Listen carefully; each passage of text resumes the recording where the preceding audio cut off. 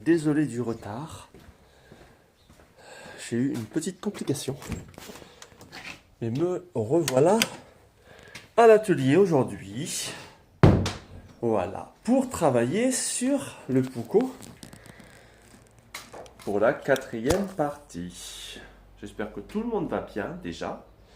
Et on va pouvoir refaire un petit résumé de ce qu'on a fait hier. Donc le Puko, le voici. On va retravailler ce Puko. Hier, on a fait quoi hier? On a fait juste ça, je crois. Est-ce qu'on avait fait le revenu ou pas? Non, le revenu on l'a fait avant-hier. Hier, on a ajusté, donc on a découpé la partie laiton qui va aller en garde de couteau, d'accord? Qu'on a martelé, qu'on a fait, on a texturisé. On l'a mis en place, on a tout fait ça tout propre, tout beau, pour qu'il vienne au contact ici, d'accord? Sauf que maintenant qu'on a fait ça, c'est une bonne chose. Mais il faut retravailler la lame, parce que là, on n'est pas loin de l'aiguisage, mais on n'est juste pas loin de l'aiguisage. Donc, il va falloir terminer cette partie-là déjà. Merde, j'arrive.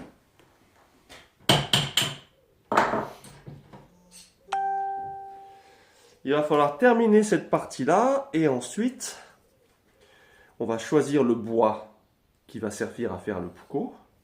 On verra si c'est pas un peu grand, peut-être qu'on réduira un petit peu, et ensuite on verra ce qu'on fait à ce moment-là. Là, il manque rien du tout. Là, je fais 2 passages à droite à gauche et j'ai mon aiguisage, d'accord? Donc là, je vais le faire maintenant, comme ça je vais nettoyer la couleur que ma lame a après la fin du revenu. Le revenu, c'est lorsqu'on fait la trempe du couteau, l'acier est très cassant. On le repasse au four à une certaine température et à un certain nombre d'heures, 2 heures pour celui-ci. 2 heures à, je sais plus combien j'ai mis, 210 je crois, je sais plus, pour le radoucir un petit peu, comme ça il est plus cassant. Donc là maintenant, il faut nettoyer cette partie-là et faire l'aiguisage. Donc on va faire ça ensemble. On va travailler sur le backstand, ici, mais pas avec cette bande-là, parce que cette bande-là, elle est... Qu'est-ce que j'ai fait moi? Voilà. Cette bande-là, c'est une bande trop fine. Donc, on va reprendre.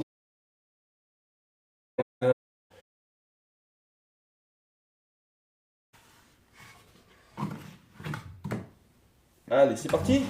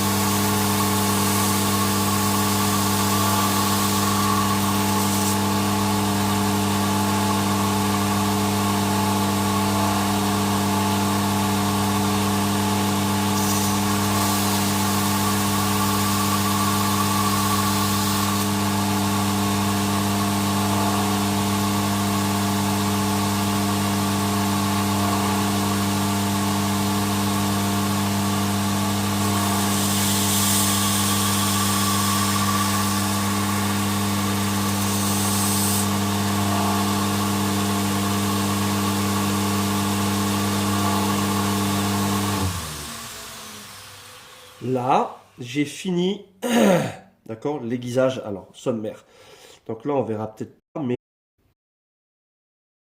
un grain plus fin, de manière à nettoyer, à faire un beau grain bien propre. Donc là, je passe au 400 vite fait, et ensuite, on finit avec un grain 600. Je passe au 600 tout de suite. Oh, je sais pas, on va voir.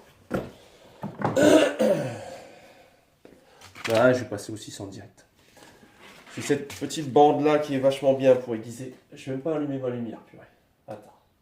Voilà.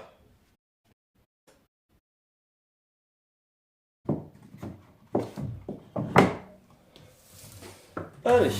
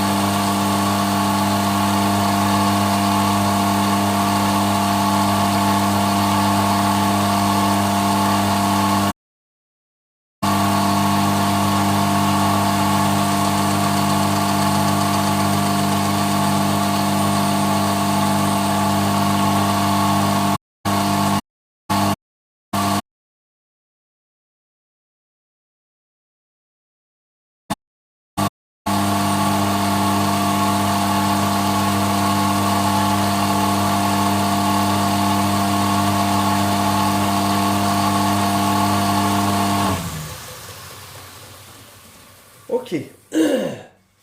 On a notre aiguisage, ok. On a notre aiguisage.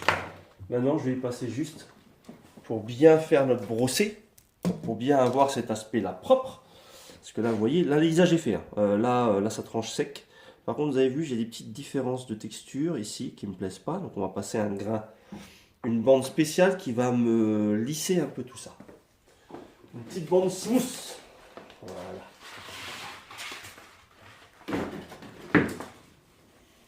Cette petite bande là.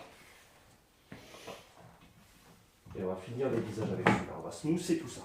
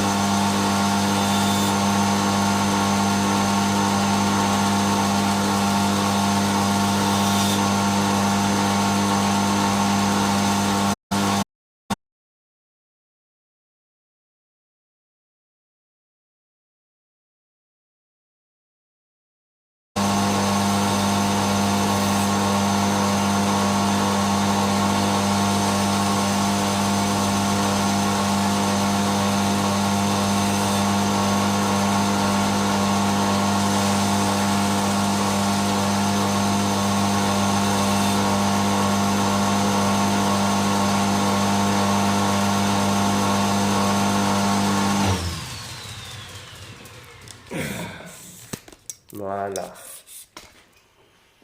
Voilà ma grosse tête. On va dézoomer un peu. Ok.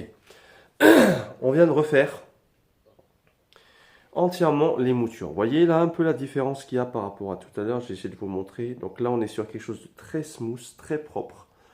Les rayures ont été enlevées. On est sur un drop 0.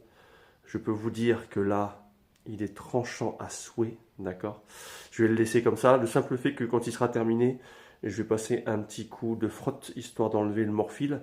Parce que là, si on vient regarder un petit peu à la lumière, vous ne verrez pas, mais il y a un petit morphile qu'on enlèvera à la fin. Ou à la fin ou maintenant?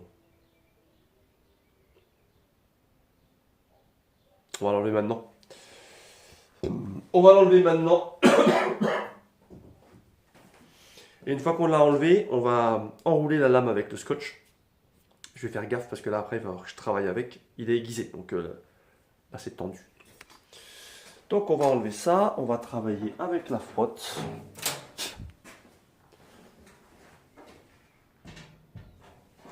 Je vous amène ça de suite, vous allez voir.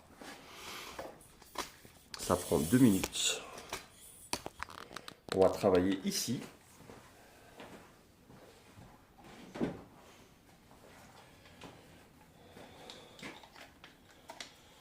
Voilà. On va passer ici. Donc je vais la fixer de manière à ce qu'elle ne bouge pas avec un serre-joint. Et on travaille dessus.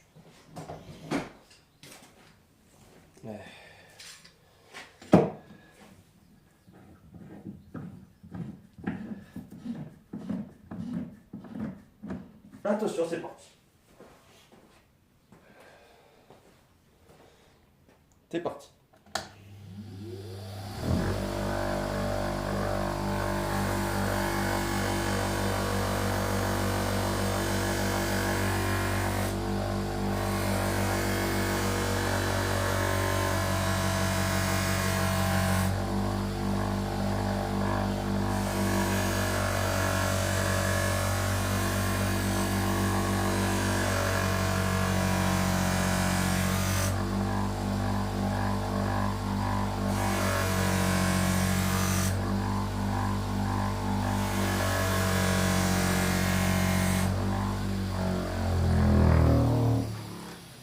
On a enlevé le morphile. Maintenant, il faut que j'enlève le résidu de pâte que j'ai sur ma lame. Et ensuite, je l'enroule. J'enroule ma pâte. J'enroule ma lame, pardon. De manière à ce que je puisse travailler avec sans me blesser. Alors, un petit sopalin.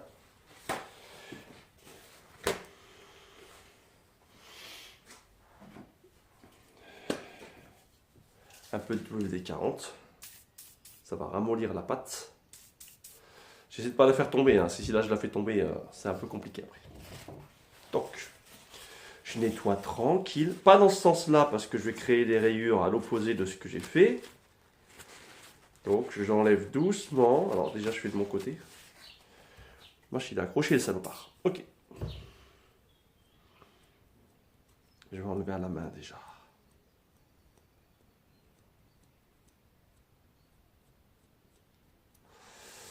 D'accord.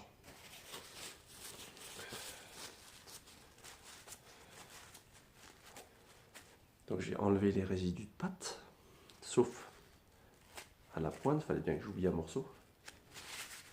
Attention à sa coupe. Là, il faut vraiment faire attention quand on travaille sur la lame à partir de maintenant. Parce que là, il y a moyen de se faire très mal. Attendez, je vous descends pour que vous ayez un visuel dessus.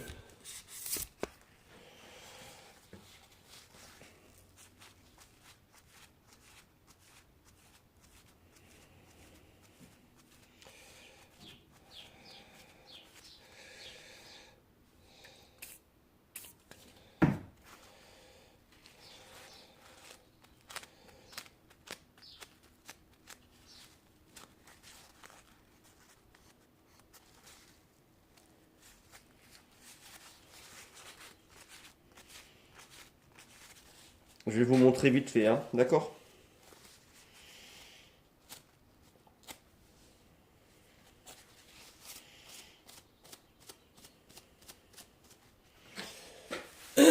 Je vous montre vite fait un peu. Vous voyez un peu là? On est sur un tranchant qui est, mais alors, rasoir, rasoir. Donc là, on fait très attention maintenant. On va la sécuriser. On va mettre du sopalin par-dessus. Attention, toujours travailler dans le sens de la rayure, sinon en fait je vais créer des micro-rayures sur son posé et mon couteau va pas être très beau. Faut que je nettoie ici.